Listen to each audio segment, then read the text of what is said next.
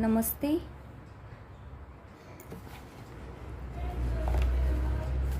नमस्ते। आज हम अगली क्लास शुरू करने जा रहे हैं। इसमें हम पढ़ेंगे समास। आज हम नया चैप्टर शुरू करेंगे जो बहुत ही इंटरेस्टिंग है और बहुत ही एग्ज़ाम्स में भी आता है, इसलिए आज हम समास शुरू कर रहे हैं ना। इसमें सर्वप्रथम हम देखेंगे समास की परिभाषा। समास की परिभाषा देखेंगे। सम सनम समास है। संस्कृत में इसकी परिभाषा क्या है? सम सनम समास है, अर्थात संक्षेपण को ही समास कहते हैं। दो या दो से अधिक शब्दों के बीच की विभक्ति का लोप करके संक्षिप्त यानी कि छोटा रूप बनाने को ही क्या कहते हैं? समास। दो या दो से अधिक शब्दों के बीच की विभक्ति का लोप करके संक्षिप्त छोटा रूप बनाने को समास कहते हैं। जैसे सर्पात भीत है, सर्प भीत, इसका विभक्ति का लोप हो गया और सर्प भीत हो गया। इसको कहेंगे हम समास विग्रह और ये होता है समस्त पद।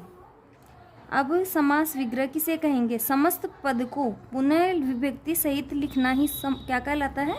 समास विग्रह, अर्थात टुकड़ों में लिखना, विभक्ति के साथ लिखे हुए को ही समास विग्रह कहते हैं। और सर्प भीत, जो ये परिभाषा थी ना समास की, उसी की होती है समस्त पद।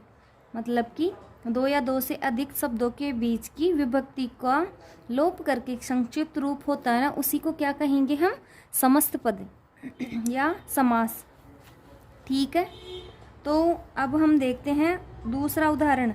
हरि त्रातः। क्या है? हरि त्रातः।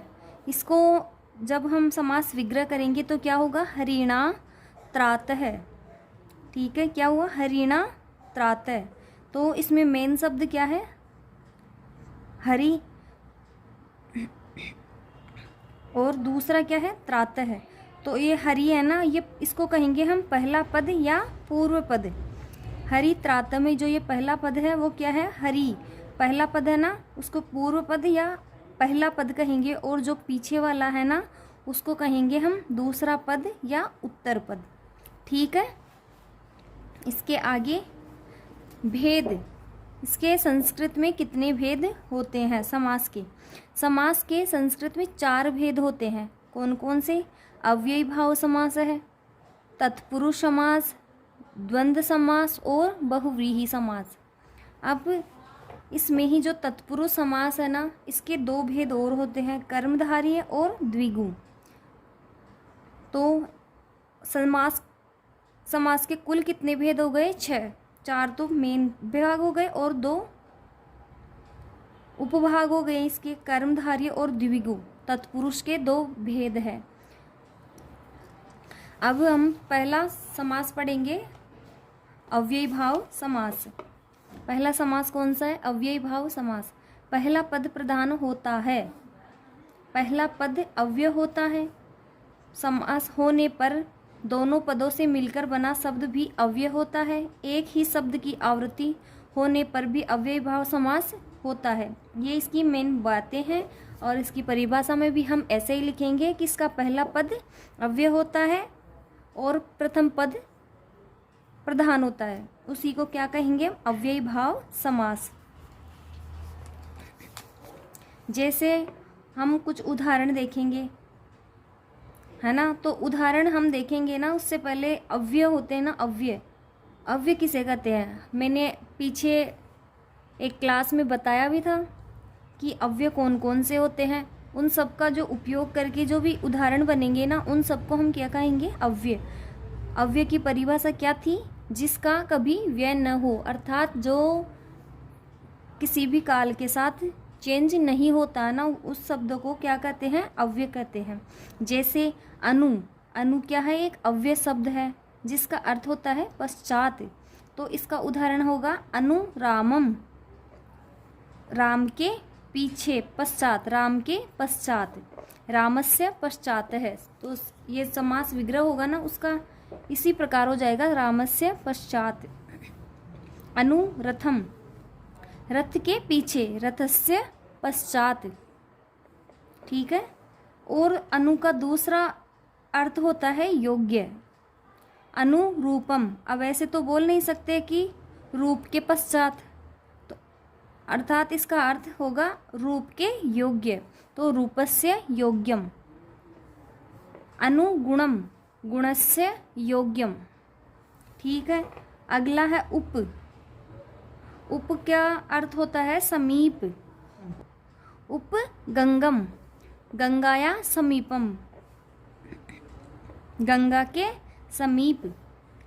उप नगरम, नगरस्य समीपम, नगर के समीप या निकट। अगला अव्यय शब्द है निर। निर का अर्थ होता है अभाव, निर्मक्षिकम। निर्मक्षिकम, मक्षिका नाम अभाव है, मक्खियों का अभाव। निर्विकारम, विकारस्य अभाव है।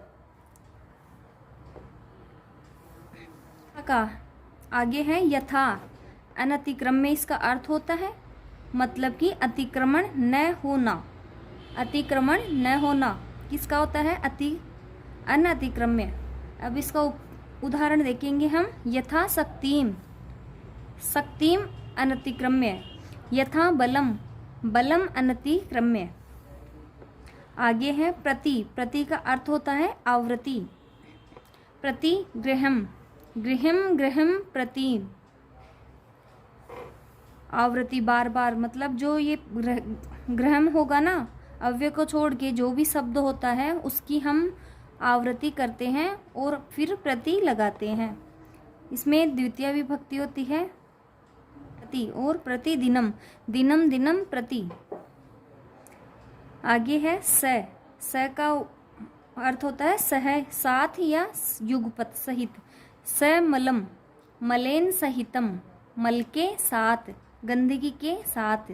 स हर्षम, हर्षेण युगपत, हर्ष के साथ। युगपत का अर्थ भी वही होता है और सहितम का अर्थ भी वही होता है।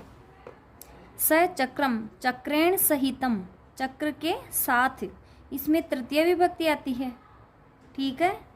तो ठीक है, आज की क्लास में हम इतना ही करेंगे। इससे आगे मैं आगे बताऊंगी। और अगर आपको मेरी वीडियो अच्छी लगे तो प्लीज़ वीडियो को लाइक, शेयर और कमेंट करें। और अभी तक आपने मेरा चैनल सब्सक्राइब नहीं किया है तो प्लीज़ चैनल को सब्सक्राइब करें। धन्यवाद।